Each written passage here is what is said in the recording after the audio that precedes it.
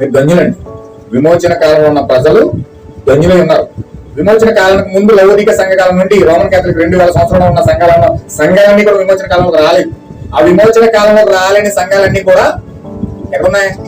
చీకట్లో ఉన్నాయి. కానీ విమోచనలోకి వచ్చిన ప్రజలు మాత్రం ధన్యులై ఉన్నారు. హల్లెలూయా. విమోచన కాలంలో ఎప్పుడైతే విడిపించబడతావో ఆ ప్రమాణాన్ని ఇంటి దగ్గర కూడా మీరు నెరవేరుస్తారని దేవుడు మీతో మాట్లాడుతున్నాడు. హల్లెలూయా. నెరవేరుతారు. మరి మీరు విమోచన కాలం ఉన్నారా, లౌకికలు ఉన్నారా? ఏమంటే విమోచన కాలం అంటే ఖచ్చితంగా మీ ప్రమాణాలు కాపాడుకుంటారు. ఖచ్చితంగా మీ ప్రమాణాలు కాపాడుకుంటే ఖచ్చితంగా దేవుడితో ఇంటికి సహవాసం చేస్తారు. లేకపోతే ఇంటి పక్కకి వెళ్ళి అమ్మమ్మ ఇంకో అమ్మతో కూర్చొని చదువు పెడతారు.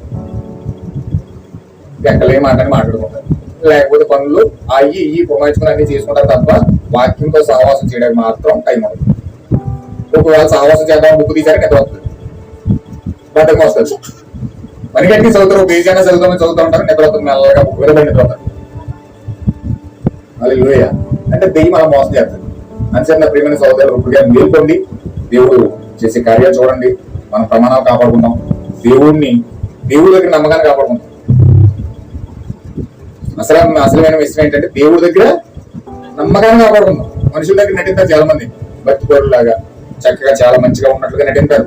ఎంత నటించినా దేవుడు తెలుసు, ఎవరేంటో ఎవరి హృదయాలు ఏంటో సమస్తం దేవుడు తెలుసు. దేవుడి దగ్గర నటించలేం కదా. అందుకే మన నమ్మకాలు దేవుడి దగ్గర రుజువు చేసుకోవాలి.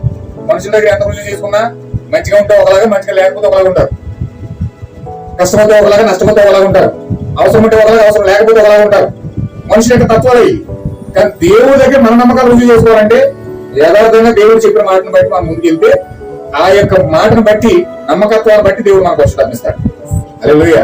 దేవుడు మనకు పరిశుద్ధాత్మ ఇవ్వాలంటే ఆయన నమ్మాలట. ఆయన నమ్మితేనే పరిశుద్ధాత్మ ఇస్తాడు. కానీ నువ్వు నమ్మకుండా నువ్వు ఇష్టానుసారంగా ఉండిపోయి నీ హక్కులు నువ్వు పాటించుకొని నీకు నచ్చినట్టు నువ్వు బతికేసి దేవుడు పరిశుద్ధాత్మ ఇచ్చేవా అంటే ఇచ్చేదా? దేవుడు లేడు. అందుచేత ఆయన దేవుడు నమ్మకాన్ని కాపాడుకుంటే మనకు పరిశుద్ధాత్మ వస్తుంది. నమ్మకాన్ని కోల్పోయి ఏదో ఇష్టానుసారంగా బతికేసావంటే దేవుడు నిన్ను నమ్మలేడు, నీ పరిశుద్ధాత్మ ఇవ్వలేడు. నువ్వు ఖచ్చితంగా ఆ పరిశుద్ధాత్మ లేకపోతే మెడత వస్తుంది, పెద్ద కోట ఎత్తది, తీరు పుట్టినట్టుగా చచ్చిన చెవలో తయారవుతావు. చచ్చిపోదామంటావు నువ్వు అనుకుంటావు కానీ సావనవుతావు. మరణం ఎదుగుతావు కానీ నీకు మరణం తగ్గదు. ఎట్టి పారిపోదామని చూస్తావు. నీ రాయి కాపాడని రాయి దగ్గరికి వెళ్తే రాయి పడిపోతాడ. మరణమాన్ని నన్ను మింగేయని మరణం దగ్గరికి వెళ్తే మరణమే పడిపోతాడ. అంటే ఇలాంటి భయంకరమైన చావు ఎదగడానికి ప్రయత్నం చేస్తావు కానీ ఆ చావే నేను కూర్చొని పారిపోతుంది. అలాంటి స్థితిలో కండిషన్ దేవుడు తీసుకెళ్తాడు పరిశుద్ధాత్మ లేకపోతే, మెడత వస్తే. అయితే పరిశుద్ధాత్మ రావాలంటే దేవుడి దగ్గర నమ్మకాన్ని కాపాడుకోవాలి. నమ్మకాన్ని కాపాడుకోవాలంటే ఇక్కడ ప్రమాణం బట్టి మనం జీవించాలి. ప్రమాణం బట్టి మనం నడిస్తేనే దేవుడు పరిశుద్ధాత్మ ఇస్తాడు. హల్లెలూయా.